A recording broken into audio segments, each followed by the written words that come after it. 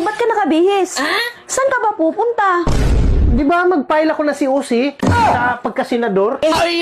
Ano bang batas ang isusulong mo pag mananalo ka? Ang isusulong kong batas, bawal na yung maraming babae. Dapat hanggang 2 lang.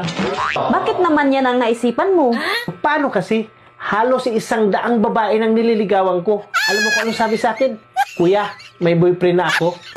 Biro mo, wala nang babaeng available ngayon. Lahat may nagmamayari na. Kaya ang swapang nila, kaya yan talaga yung susulong ko. Yan ang isulong mo. Ako mismo ang unang magwiwilga. Hindi pa nga ako nakaupo, tutulan mo na yung panukala ko. Dapat pantay-pantay. Kung ilan sa lalaki, ganun din dapat sa mga babae. Ano bang ibig mo sabihin?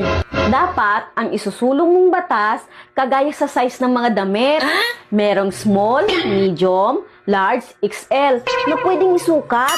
Naghahanap ng large, extra large? Ang liit mong babae? Kaya mo kaya? Sumakay ka pa. Sa small, medium, large, XL? Oh, alin dyan ang naisukat mo na? Small pa lang.